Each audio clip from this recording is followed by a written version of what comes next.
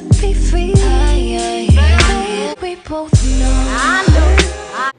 Hi everybody, welcome back to my channel, Breaking Bad Goddess. My name is Martha, and I wanted to get on real quick to talk about my lock care and really address any lock ideas or concerns if you're actually thinking about getting locks, because I know that in my first lock journey I thought I did a lot of research, but when you're in the actual lock progress of your lock journey, you realize there were certain things you wish you had done, and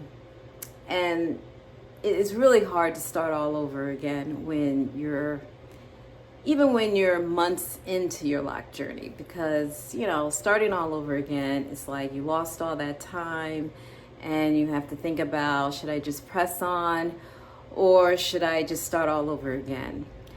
I did press on. I knew that when I first got my locks done, it was done by someone who wasn't a loctician, for one thing.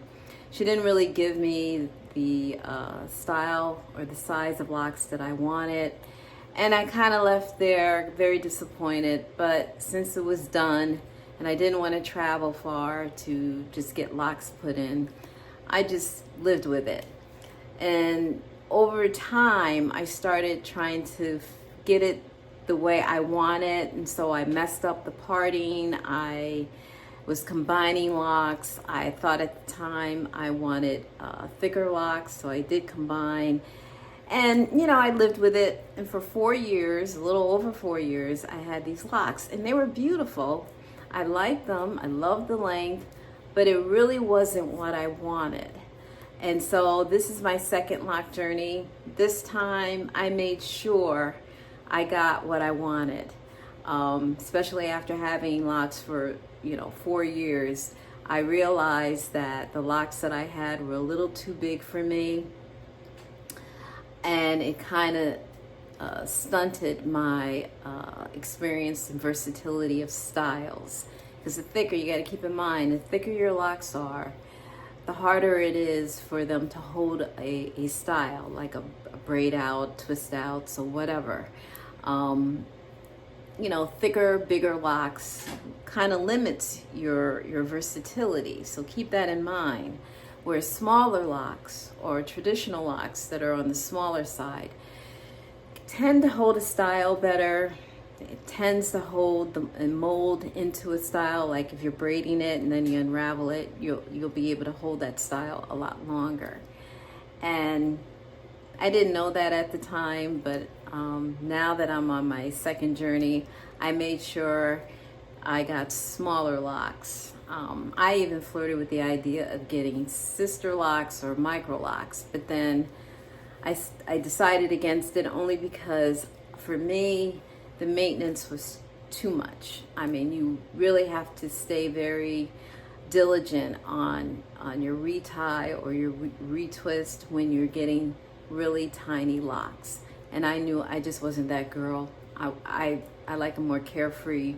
Part of the reason why I even went for a lock style or locks in general was because I didn't want to deal with the maintenance with loose natural hair. So to me, getting micro locks or sister locks would, in a way, be more maintenance for me, and I just didn't want to deal with 300, 400, 500 locks on my head. So I just went for extra small. So my locks, probably I have anywhere from 109 to 116 locks, which is plenty for me.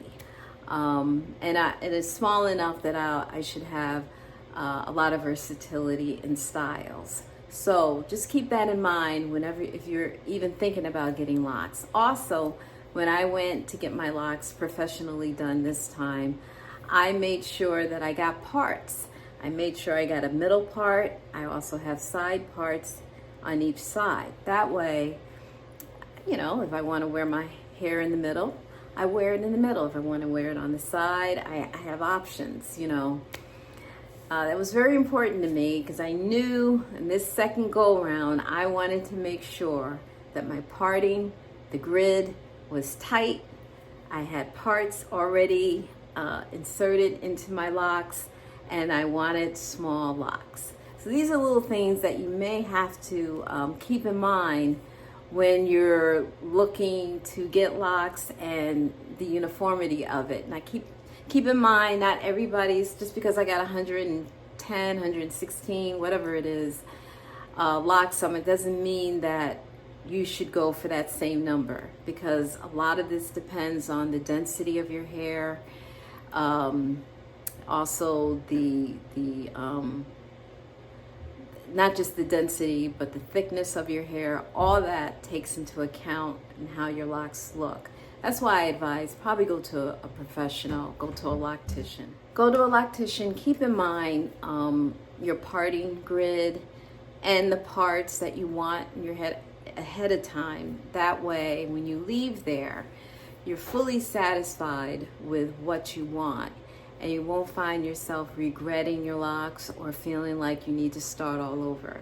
Because one thing about getting locks, it is somewhat of a permanent, I mean, you can always cut them off and or even unravel them, but you know, getting locks now, it's a little expensive, and so you want to make sure that if you're going for this type of lifestyle, that you know, do enough research where you know what you want.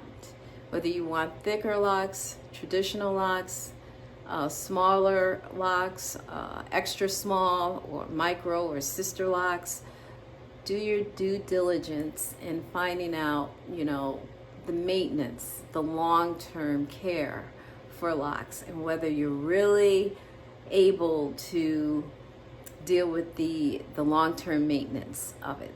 Typically, if you get traditional locks, I got traditional extra small locks, they require less maintenance than someone who's getting micro locks or sister locks.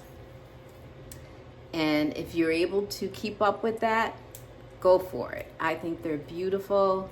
I even flirted with the idea of getting sister locks or micro locks, but I knew as far as that monthly maintenance, that took me out of the game completely, because I just don't want to have that kind of time, even if it's just once a month, you know, retying or retwisting 300, 400, maybe even 500 locks on my head. I just didn't want to dedicate that kind of time to doing that. But that's just me. Some women, some men, they're into it, they don't mind it, and that's great.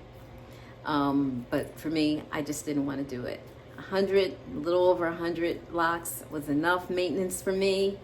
I was just more concerned about making sure that I had more fullness in my hair with smaller locks, and also more versatility in my style. So yeah, just keep all that in mind if you're deciding to get locks. It's a beautiful journey. I don't regret it for 1 minute. I find that, you know, there is a lot of versatility in locks. Once you get past that initial stage in the beginning where it can be challenging. Also, you know, my locks are short still, but I've managed to find cute little styles without putting too much tension on my hair. I do the side, swoop it over as well. I've done that for a while. Now I'm rocking a middle part as opposed to the side part. I typically, because I don't want to wear out the part, I noticed I was getting a little thinning because I was putting, bobby pins in here to hold the style down, and I realized that it was thinning out one of my locks around my ears. So I stopped doing that, stopped putting pins in it, and just let it be.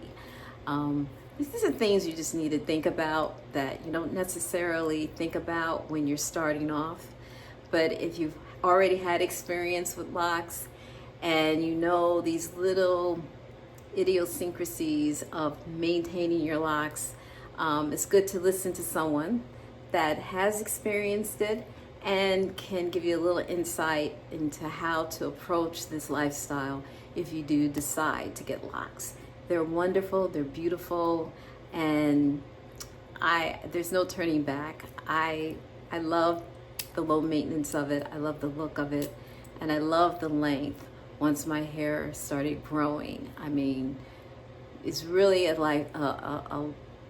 style that is potentially you can get very long hair if that's what you want to do.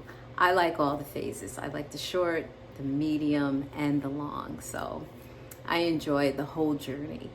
And that's probably the best way to approach it. Just embrace the whole journey. And it's just beautiful. But if you have any questions in regards to locks, if you like the information I'm giving, please think about subscribing. It's free. And you know, I do a lot of lifestyle, not just locks, but also makeup, clothes, whatever. Anyways, thanks for watching, and I'll catch you in my next video. Take care.